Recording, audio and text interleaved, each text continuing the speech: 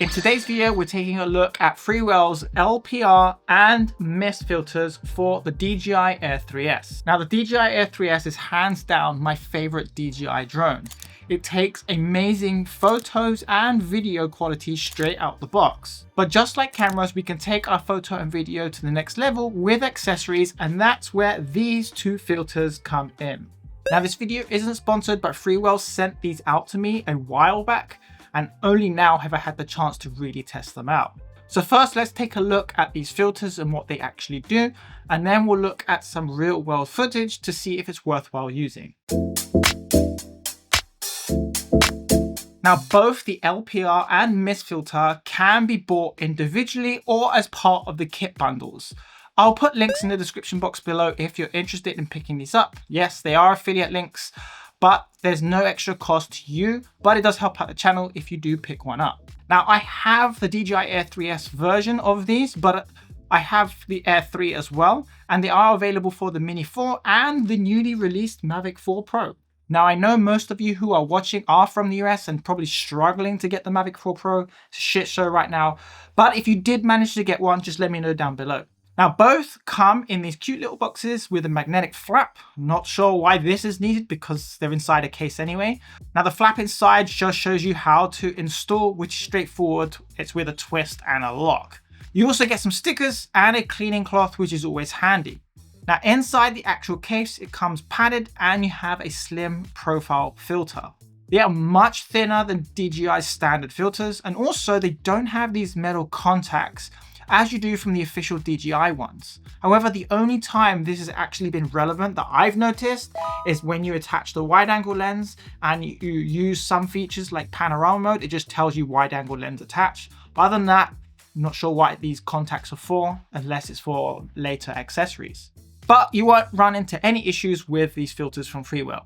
So what is an LPR and a Mist filter? So LPR stands for Light Pollution Reduction Filter, and it enhances night sky clarity by reducing light pollution, improving contrast, and capturing sharper, more vibrant nighttime shots. Now, they are designed to minimize artificial light interference, allowing you to capture more natural detailed night sky photography. And these are ideal for urban and suburban shooting, and they help reduce that nasty orange tinge that you get for street lamps. And this is for sure, and I'll show you some real world footage in a moment. Now, the Diffusion Glow Mist Quarter, it softens highlights, reduces contrast, and it adds a cinematic glow. And it reduces harsh light and even out strong contrast, making it ideal for shooting in bright daylight or capturing smooth, soft skin tones in portrait shots. Portrait photography with the drone. This is actually good to know, as it's something that I've been doing more recently to help just capture pictures of myself, because it's far quicker setting up a drone than using a camera and a tripod and then trying to position yourself. At least I've got the screen on me and I could just take the shot up here. Also, why wouldn't I want my skin to look smoother as I get old and wrinkly? So let's take a look at some use cases, and we'll start off with the Mist filter here. Now, for those who have been watching my channel know that I do like the mist effects. It's what most of my B-roll for this channel is shot on. I shoot on K&F's V&D 22400 mist filter, and I just like that effect. It's a personal thing. It's not a right or wrong. That's just a personal thing. So why wouldn't I like the mist filter on the DJI Air 3S? Now, to be honest, I've used the mist filter primarily at night, and I was using this quite a bit when I was capturing all the Christmas villages here in Cyprus over last Christmas. And I really like the glow inhalation around the light sources. It does add this touch of magic to your footage, and that's just my personal preference. Remember, this is just an accessory to your creativity.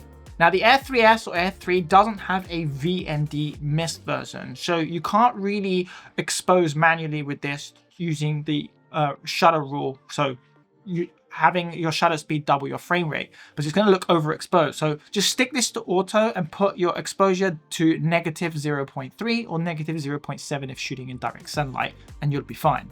Now, as for the LPR filter here, I've not had a chance to test this as much until it came to actually filming for this video, but I have used it in the past with the Air 3, and I can confirm it definitely works in reducing that ugly orange tinge you get with some light sources at night. And there's a lot of this in Cyprus. So if you're a frequent night flyer, then this is definitely the filter you want to be using. This time you can use manual exposure as you're using this at night, or if you want to concentrate on the flying, and then stick it into auto and drop the exposure by 0.3 or 0.7, and that way you can concentrate on getting the shot. Now let's take a look at some side-by-side comparisons to see if we can see a visible difference. By the way, when trying to get some of these shots, I was being attacked by hooded crows. We have a stupid infestation. I thought these crows would have left by now. It's summer's here and spring is over. So I don't have much variation of the original location, but I took some the next day as well.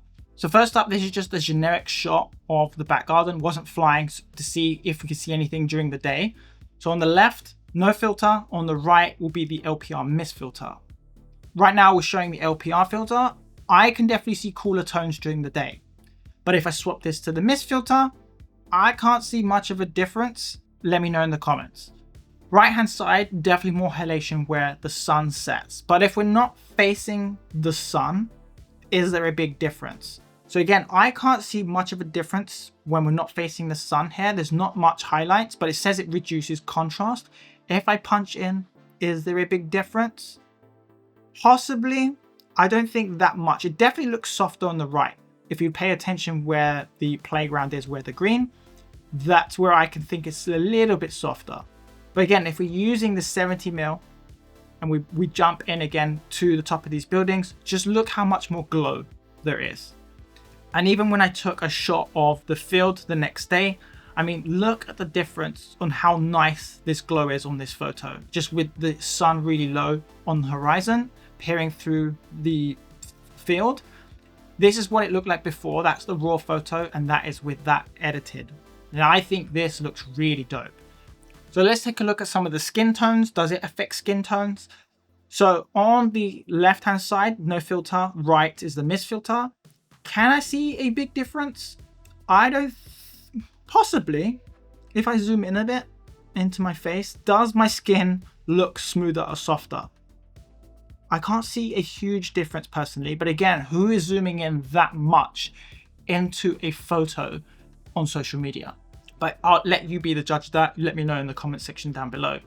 And again, just some generic shots again of the field. If I change these, I can see the halation and the glow from this field here. Yes, the sun set a little bit lower and there's less light, but there's still that glow. It's still in the same position. So we punch in and we have a backlit silhouette photo. There is definitely more halation with the Mist filter than without it. So I think this works. Let's check some night ones out as well, because that's where I think it will be more apparent. So we take a look at this shot here. Look how much more glow there is on the buildings, on the street lights. There's a lot more. Again, pay attention where the tennis court is, where some of these street lights are. There is definitely more glow at night. So this is a great filter to have at night if you just want to enhance that glow. Let's take a look at the LPR filter at night. When you see these side by side, from a distance, it is definitely noticeable. It's more cooler, bluer tones, less horrible yellow orange tinge.